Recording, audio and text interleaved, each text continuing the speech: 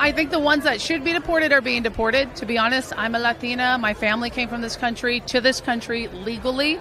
And I love to see rapists, human traffickers deported. I don't want to see them here. I want us to be free for all colors, for all people. Like, that's what makes America great again. So we can create, so we can live. Like, as an artist, as a musician, I want to be able to walk at night and not think that I'm going to get killed by an illegal alien. And so those are the people getting deported, and those are the people that should get deported.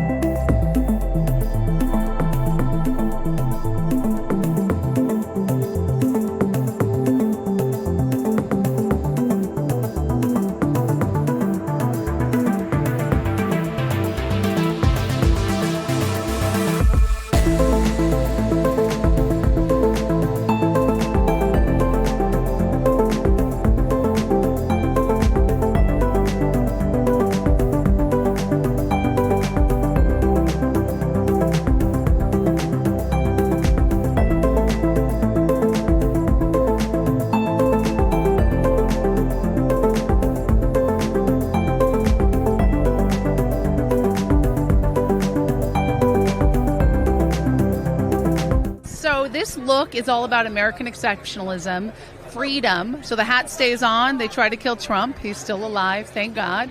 All right. The dress is by Andre Soriano, a gay Filipino immigrant. It represents cryptocurrency, which is definitely the new wave of freedom.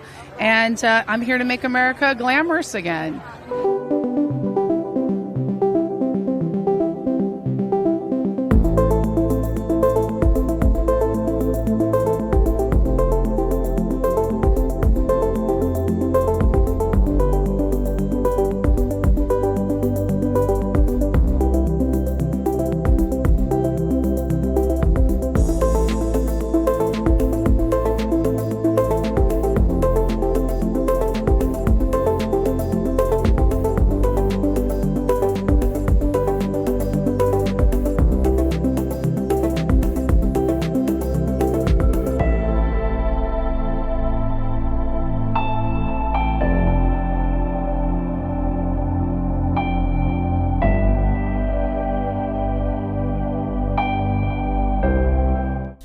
Hello, you're watching Outsiders with Rowan Affirmative Action Dean, Rita Preferential Policies Panahi, and of course, I'm the token James Morrow. Now, the big story this week, well, that horrendous plane crash on the Potomac where 64 civilians and 3 soldiers tragically lost their lives when a Black Hawk helicopter collided with a regional jet flying in from Kansas. Now, a lot of fingers are being pointed here. What went wrong? Everybody wants to know who is to blame. And let's just say at the outset, it's going to be up to the FAA and the NTSB to make the final call. Though right now there is a lot of question about just what was happening in that helicopter, with investigators looking at why it was flying twice as high as it should have as part of their investigation. But all of that aside, the crash has also done something else. It has put DEI, diversity, equity, and inclusion policies of the Biden administration, as well as the new Trump administration's attempt to clean them out, such as through executive orders specifically targeting aviation, squarely into the frame.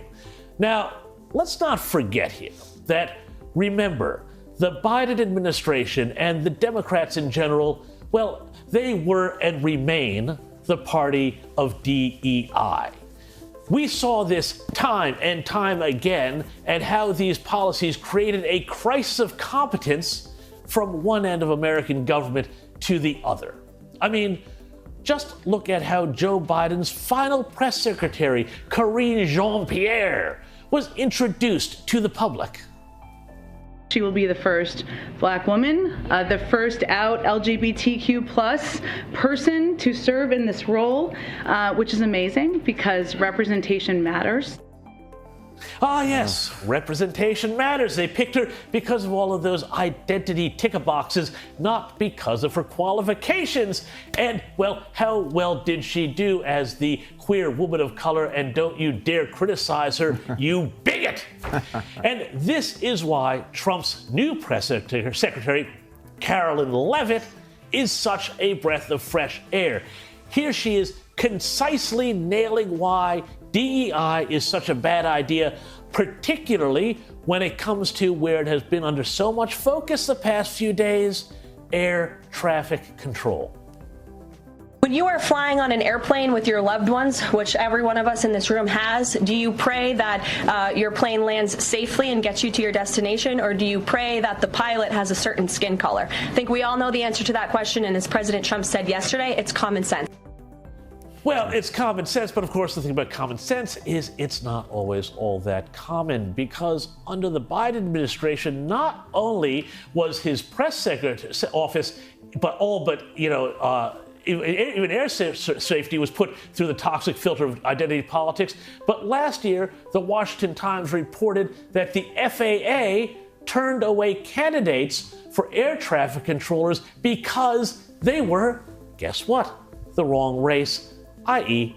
white. The New York Post revealed that under Biden, the FAA was looking for people with intellectual even and psychiatric disabilities to fill roles at the FAA and as air traffic controllers. And again, folks, I can't imagine anything going wrong with that.